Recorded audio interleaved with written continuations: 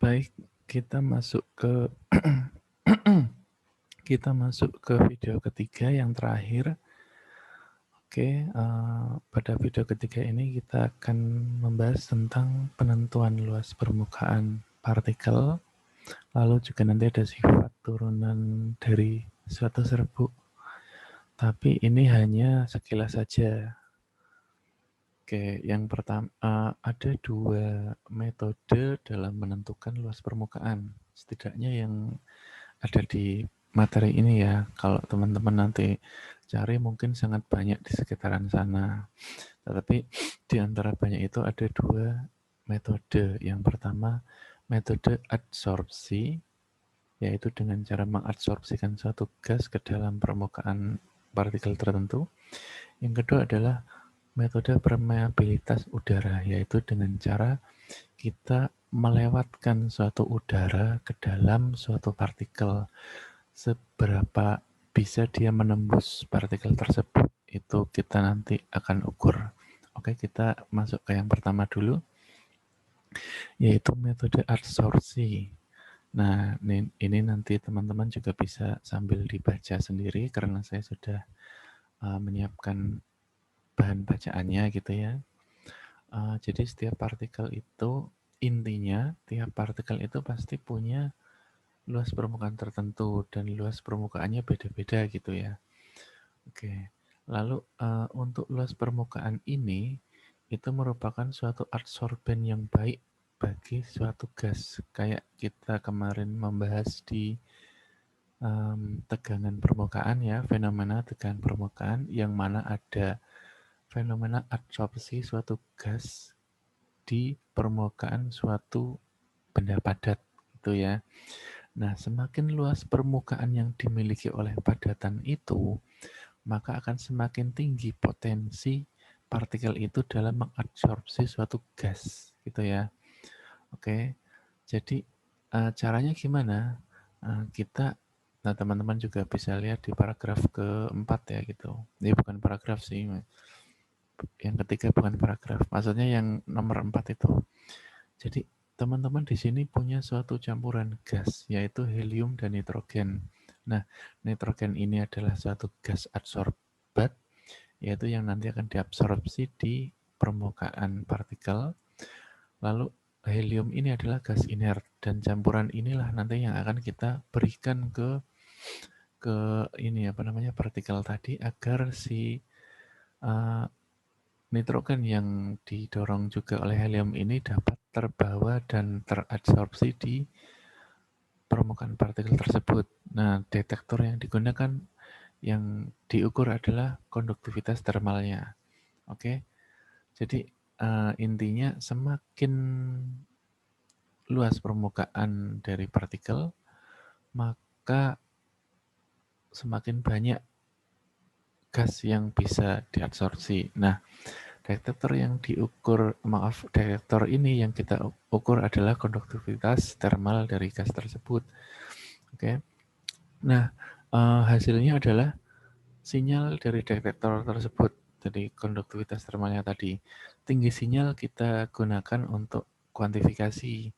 Nah, tinggi sinyal itu sebanding dengan laju absorpsi atau desorpsi nitrogen tadi. Sedangkan AUC itu area undercover, yaitu ketika kita membuat grafik, itu di bawah kurva itulah area under curve itu tadi ya.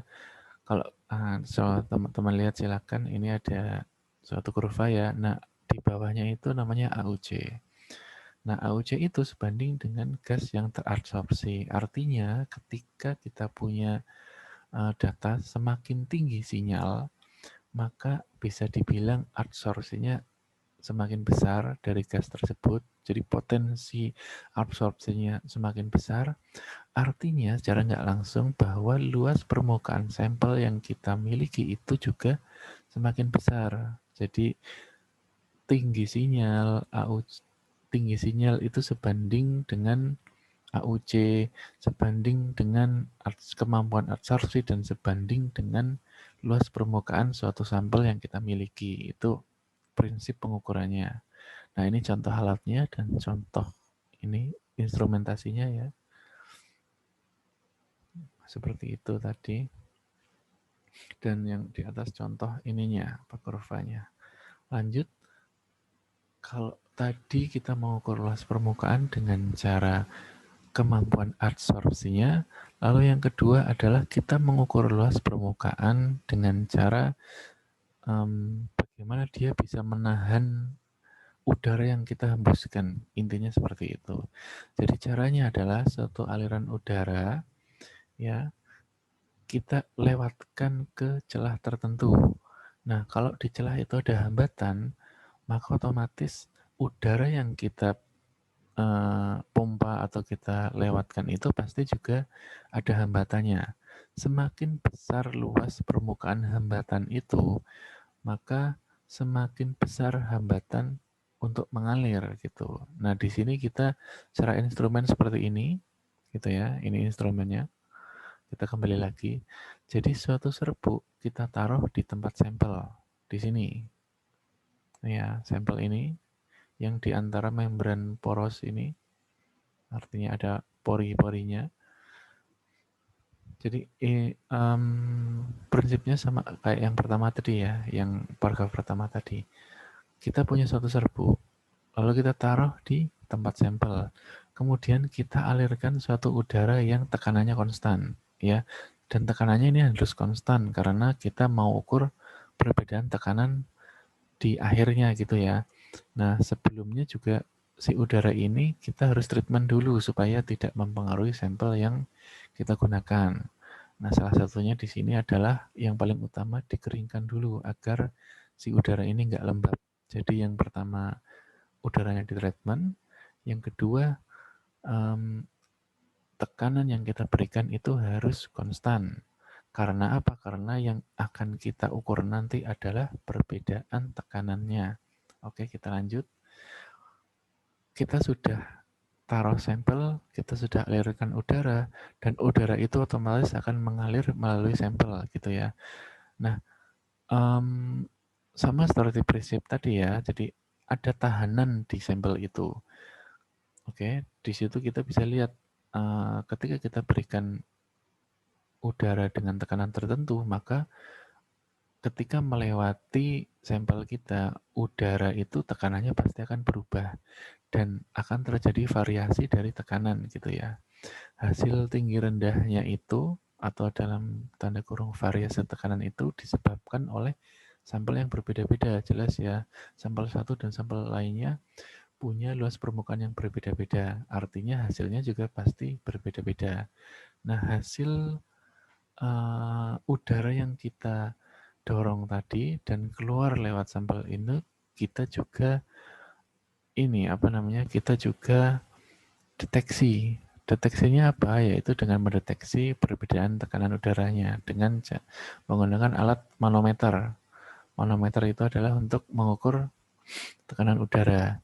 Nah, semakin besar luas permukaan dari sampel, maka semakin besar tahanan yang terjadi oleh udara yang kita dorong tadi ya. Oleh karena itu tekanan akhirnya juga semakin turun. Nah, ini instrumennya seperti ini. Pada intinya teman-teman ini udara dipompakan ke sini, lalu ini ada treatment, lalu di sini ada sampel kita. Nah, sekaligus kita langsung lanjut hingga kita deteksi menggunakan manometer dan disinilah kita bisa tahu perbedaan tekanan yang terjadi akibat dari perbedaan ukuran partikel dan khususnya juga luas permukaan. Konsepnya seperti itu. Jadi kita sudah punya dua metode penentuan luas permukaan. Yang pertama dengan adsorpsi udara, yang kedua dengan adsorpsi udara dalam kurung gas helium dan nitrogen tadi. Yang kedua adalah dengan menggunakan metode permeabilitas udara, yaitu kemudahan si udara ini melewati celah tertentu, intinya seperti itu. Ini alatnya. Oke, kalau tadi kita sudah berbicara tentang metode-metode untuk mengukur ukuran partikel, volume, dan luas permukaan, maka selanjutnya ini adalah kita berkenalan dengan sifat turunan dari serbuk. Oke, kalau sekarang kita lebih fokus membahasnya di serbuk ya. Ini tambahan. Jadi teman-teman mungkin di sini saya hanya menyampaikan luarnya saja. Oke. Yang pertama porositas. Jadi ketika kita memiliki suatu serbuk itu punya suatu porositas. Porositas itu apa? Porositas itu atau bahasa lainnya rongga itu artinya perbandingan volume rongga terhadap volume bulk dari suatu proses pengepakan. Dinyatakannya dalam persen. Maksudnya gimana? Maksudnya ketika kita punya suatu ini ya bahan, ini contohnya ini serbuk yang tingginya sekian, kita masukkan ke dalam gelas ukur. Nah, yang namanya serbuk itu kan kalau teman-teman lihat di sini, itu tidak selalu kompak atau menjadi satu atau mampet benar-benar padat gitu ya. Biasanya ada rongga-rongga di antaranya. Nah, seperti ini. Nah, ketika kita lakukan pengepakan, kita naik boso ininya, boso sederhananya di tek tek tek di apa namanya? Diketok-ketokkan atau di apapun sampai dia menjadi kompak seperti ini, maka akan terjadi penurunan tinggi dia seperti ini volume ya. Sama ya, ini kan volumenya sekian, dia volumenya akan menurun. Kenapa? Karena pori-pori yang rongga yang tadinya seperti ini itu akan menjadi kompak. Jadi si serbuk itu yang tadinya seperti ini akan kompak dan rongganya akan berkurang. Nah, porositas itu apa? Nah, ini porositas itu adalah ini apa namanya rongga itu sendiri. Dan porositas ini maksudnya adalah di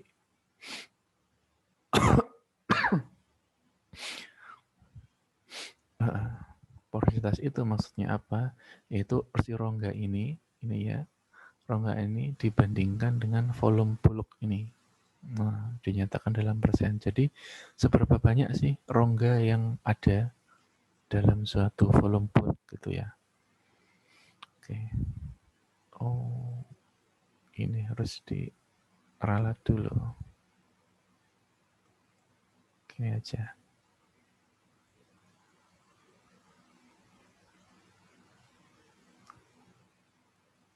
Oke ya, untuk porositas teman-teman intinya sudah tahu. Jadi, ada pori-pori di situ, ada suatu rongga. Nah, ini contoh latihan soalnya. Teman-teman juga bisa membaca dan belajar sendiri di buku ajar farmasi fisik milik ini ya, milik Kementerian Kesehatan, nanti download sendiri juga bisa.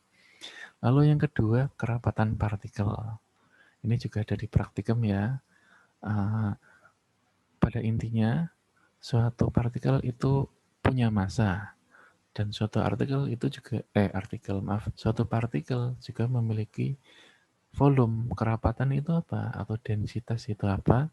Adalah massa per satuan volume. Gitu. Nah, pengukuran kerapatan suatu partikel ini kita biasanya mudah tetapi juga bisa sulit. Sulit jika apa? Jika partikel yang kita ukur memiliki retakan secara mikroskopis. Jadi retakan kecil yang ada ya, atau ada pori internal atau ada ruang kapiler. Nah, karena itu yang namanya kerapatan itu sebenarnya kita bisa bagi menjadi 3 gitu ya. Jadi tergantung kita ngukurnya gimana. Yang pertama kerapatan sebenarnya, yang kedua kerapatan granul, yang ketiga kerapatan bulk. Kerapatan sebenarnya ya yang sebenarnya. Jadi kerapatan dari bahan itu sendiri, massa per satuan volume. Nggak termasuk ini ya rongga atau retaan maupun pori-porinya. Lalu yang kedua, kerapatan granul. Granul itu kalau teman-teman tahu itu merupakan suatu agregasi partikel kecil-kecil gitu ya, yang biasanya dipakai di sediaan farmasi gitu ya. Jadi partikel kecil-kecil yang istilahnya partikel kecil yang gabung-gabung itu jadi granul. Nah, kerapatan granul itu maksudnya volume partikel dan ruang dalam campuran partikel tersebut. Yang ketiga kerapatan bulk maksudnya apa? Yaitu massa dari satu serbuk dibagi dengan volume bulk.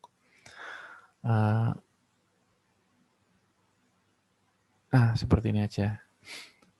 Ini contoh ininya apa namanya, sederhananya. Jadi kerapatan bulk itu maksudnya ini. Kalau teman-teman lihat itu yang titik-titik seperti ini dan yang besar-besar ini perbedaannya apa? Perbedaannya adalah yang kiri, yang titik-titik ini maksudnya dia tuh solid. Jadi 100% solid dan di situ dalam tanda kutip tidak ada pori yang ada. Nah, inilah yang dinamakan densitas suatu partikel gitu. Nah, bulk itu apa? Bulk itu seperti ini. Teman-teman lihat di situ ada, aduh maaf, di situ ada partikel yang ukurannya besar dan ada rongga-rongga di tengahnya yang ketika kita tek-tek kayak tadi dia akan mampat sehingga bisa jadi seperti ini gitu ya. Ini yang namanya bulk density atau kerapatan bulk. Massa per satuan volume tapi dalam bentuk ini. Kalau ini kerapatan yang asli atau sesungguhnya yaitu benar-benar massa per satuan volume ini. Nah, kalau kita lihat lebih dekat di partikel ini contohnya kita ambil satu partikel kecil ini dan kita perbesar, maka teman-teman juga bisa lihat selain di bulk ini ada pori, nih, ada pori seperti ini, juga di dalam partikel itu sendiri juga ada pori-pori yang seperti ini, crack kayak tadi. Oke, maka kita bisa bagi kerapatan itu jadi 3 jenis tadi ya. Oke, nah yang pertama adalah kerapatan sebenarnya. Ini nggak perlu saya jelaskan lagi ya.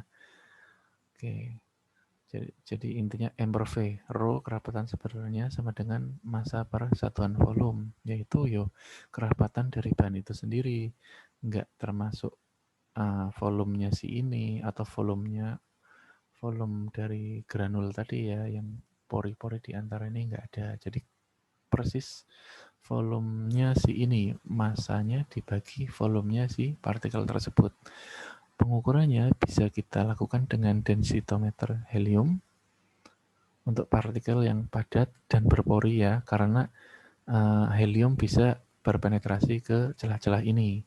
Sedangkan air dan air raksa itu hanya sampai di sini, A dan B ini. Kalau helium bisa masuk ke C. Lalu pyknometer ini untuk partikel cair dan padat yang tak berpori. Oke, yang kedua kerapatan granul. Kalau tadi yang benar-benar volume asli benerannya. Lalu yang kedua adalah kerapatan granul yang merupakan volume partikel dan ruang dalam campuran partikel tersebut. Berarti yang ini ya.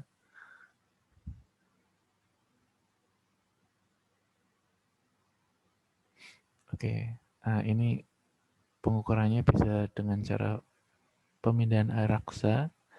Juga di sini bisa kita hitung porositas dalam partikel granul kayak tadi gitu ya. Nah, ini sudah disertakan rumusnya, nanti teman-teman bisa baca sendiri dan contoh soalnya juga sudah ada, nanti teman-teman bisa latihan soal dan baca ini. Oke. Pada intinya mengulang yang tadi ya. Nah, yang ini. Porositas tadi ya. Sama dengan V, volume yang G tadi ya. Dikurangi volume P itu volume yang sebenarnya dari partikel-partikel padat. V itu volume granul dibagi VG, volume granul tadi. Maka bisa juga disubstitusikan menjadi 1 min VP per VG atau 1 min rho G per rho. Karena V itu sebanding dengan rho. Karena rho sama dengan M per V gitu kan. Berarti rho itu sama dengan V, itu bisa dibolak-balik. Oke, lanjut. Ini sudah. Lalu yang selanjutnya adalah kerapatan bulk. Nah, kalau teman-teman tadi sudah menyimak yang bagian ini, pasti sudah paham ya. Kerapatan bulk itu apa? Yaitu ketika kita punya suatu massa dari, kita punya suatu serbuk, kita masukkan dan membentuk tinggi sekian. Yang ini namanya volume bulk. Dan kita timbang kita punya massa dari bulk ini dan kita ukur ininya, densitasnya. Nah, itulah yang dinamakan dengan kerapatan bulk. Atau di sini teman-teman, massa dari satu serbuk dibagi dengan volume bulk itu. Massa partikel tersebut dibanding dengan volume bulknya. Intinya M per V ini ya. M ini massanya ini, V ini adalah volume bulk tadi. Jadi yang membedakan adalah volume ini tadi. Volume yang bulknya, volume yang kenyataannya yang ini gitu ya. Dan volume yang partikel dan ruang dalam campuran balikan tersebut itu beda-beda. Nah, si kerapatan bulk ini juga kita bisa lihat ada porositasnya juga. Porositas yang pertama adalah porositas celah atau ruang antara, yaitu di sini lebih ke celah-celah ruang antara di dalam bulk itu sendiri gitu ya. Nah, ada juga porositas total, yaitu totalnya. Jadi ada celah partikel maupun pori-pori dari partikel itu sendiri. Rumusnya sudah ada, mirip-mirip kayak yang tadi. Nah, teman-teman bisa belajar sendiri. Nah, ini contohnya kerapatan bulk.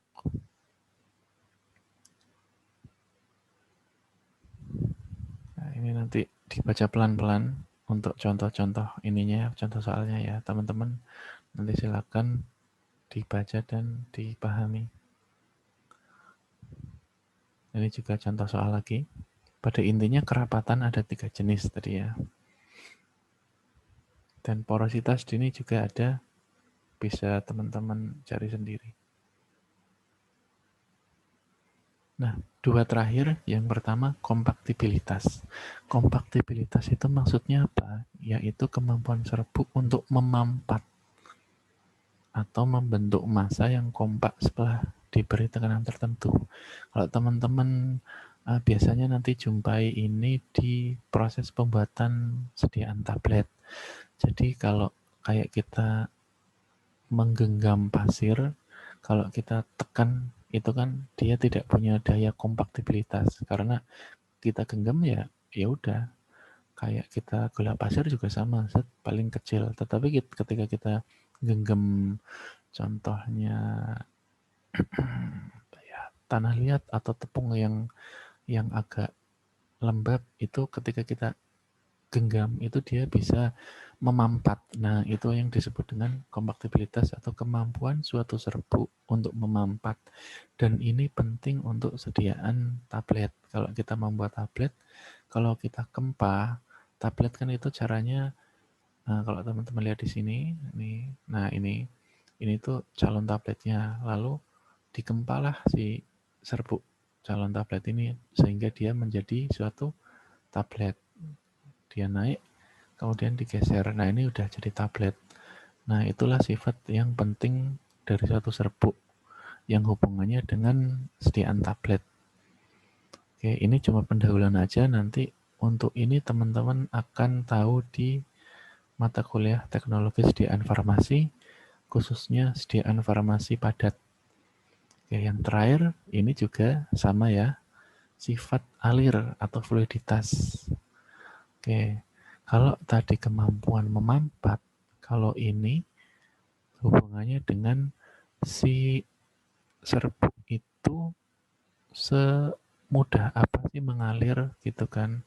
Kalau yang teman-teman kalau misalkan pernah masuk ke industri farmasi atau suatu industri apapun itulah, itu kan semakin besar kita harapannya bisa melakukan otomatisasi gitu ya. Jadi nggak perlu manusia yang nyiram atau yang masukin bahan dan sebagainya. Jadi semua itu otomatis dari awal sampai akhir. Nah, salah satu aspek atau parameter yang perlu kita perhatikan adalah kemampuan si serbuk ini, serbuk bahan baku yang sebelumnya, yang nantinya akan kita proses jadi tablet atau apapun itu, dia gimana dia mudahnya mengalir. Kenapa? Kalau teman-teman bayangkan kalau misalkan kita mau tableting, tapi si serbuk itu nggak mau ngalir, mampat di tempatnya, di tempat penyimpanan atau di loadingnya. itu pasti nggak akan jadi tablet gitu kan. Sebaliknya, kalau terlalu gampang pun juga akan sangat ini apa namanya mengganggu juga. Contohnya, kalau ini apa namanya kalau terlalu sulit mengalir itu dia bisa dosisnya terlalu kecil atau tabletnya nggak jadi. Sebaliknya kalau terlalu mudah mengalir, dosisnya terlalu besar atau nggak jadi kekempa karena ketebalan gitu kan. Tabletnya nggak jadi rapuh dan sebagainya. Oleh karena itu, maaf, oleh karena itu ada yang namanya sifat alir atau fluiditas dari suatu serbuk. Nah, sifat turunan inilah yang penting dalam proses sediaan farmasi. Oke, nah sifat alir ini maksudnya serbuk itu mengalir bebas atau serbuk itu tidak bebas mengalir atau sulit mengalir karena ada gaya kohesi antara partikel-partikelnya gitu ya. Nah, yang bagus itu adalah di tengah-tengah. Jadi ada spesifikasi tertentu yang nanti diharapkan dia bisa tengah-tengah gitu, nggak terlalu bebas tapi juga nggak terlalu sulit mengalir. Dan itu spesifikasi nanti teman-teman akan jumpai untuk yang ingin masuk ke industri. Itu akan ada. Oke, yang yang mempengaruhi sifat alir contohnya adalah ukuran partikelnya, lalu bentuknya, porositas tadi, densitas partikel juga, teksturnya juga. Jadi ini nggak perlu dijelasin ya. Intinya sederhananya kalau ukurannya kekecilan atau ukurannya kebesaran itu kan pasti ngaruh ke ngalirnya gitu ya. Bentuk juga, kalau bentuknya nggak beraturan juga pasti sulit ngalir. Lalu porositasnya, rongga-rongganya juga. Kalau rongganya kebanyakan atau gimana itu mungkin kan nanti ngalirnya akan terganggu. Densitas juga sama. Kalau densitasnya terlalu besar bisa jadi ngalirnya kecepatan atau malah nggak ngalir karena tertahan di ininya, salurannya bisa jadi dan banyak lainnya. Tapi pada intinya yang ingin saya sampaikan di sini adalah sifat alir ini sangat berpengaruh terhadap proses tableting kedepannya ataupun filling kapsul, pengisian kapsul dan sebagainya karena si serbuk ini harapannya mengalir dengan sempurna. Sempurna itu maksudnya tidak terlalu sulit ataupun tidak terlalu mudah gitu. Jadi harus sesuai takaran gitu ya. Yang berlebihan nggak baik, yang kekurangan juga nggak baik. Dan salah satu kuantifikasinya adalah dengan seperti ini. Suatu serbuk itu dimasukkan ke dalam corong dan dia akan jatuh sehingga membentuk suatu piramid atau segitiga. Nah, yang kita ukur adalah sudut yang dibentuk antara sisi yang miring ini dengan dasar dari segitiga tersebut. Ini namanya sudut diam. Dan ini nanti kan teman-teman pelajari di teknologi sediaan farmasi juga. Oke, itu sifat turunan serbuk. Oke, pada intinya kita sudah melalui kuliah yang sangat panjang ini ya. Kalau ini kemungkinan saya juga ini ya kepanjangan ngisi dan waktunya sangat panjang. Tapi pada intinya yang ingin saya tekankan dan nanti mungkin masuk ujian juga saya nggak akan terlalu detail masalah ini. Tapi yang saya pesankan teman-teman ngerti tentang manfaat dan peran dari mikromeritik. Lalu metode pengukuran itu ada banyak tadi ya. Dan yang ingin saya tekankan adalah teman-teman tahu prinsipnya saja. Kalau rumus-rumus saya tidak akan terlalu banyak membahas karena itu juga untuk teman-teman yang ingin mendalami, it's okay. Atau teman-teman yang dari fisika atau kimia itu memang mereka ranahnya. Tapi kalau kita intinya teman-teman tahu prinsipnya tadi. Untuk sifat turunan serbuk juga porositas itu semoga teman-teman tahu intinya dan kerapatan partikel tadi teman-teman semoga bisa mengerti perbedaan dari 3 densitas tadi yaitu kerapatan yang sesungguhnya, kerapatan granul, dan kerapatan bulk itu bedanya di mana. Oke, jadi sekian. Oke, terima kasih. Sekian kuliah hari ini. Semoga dapat bermanfaat ya. Untuk kurang lebihnya saya mohon maaf. Terima kasih. Assalamualaikum warahmatullahi wabarakatuh.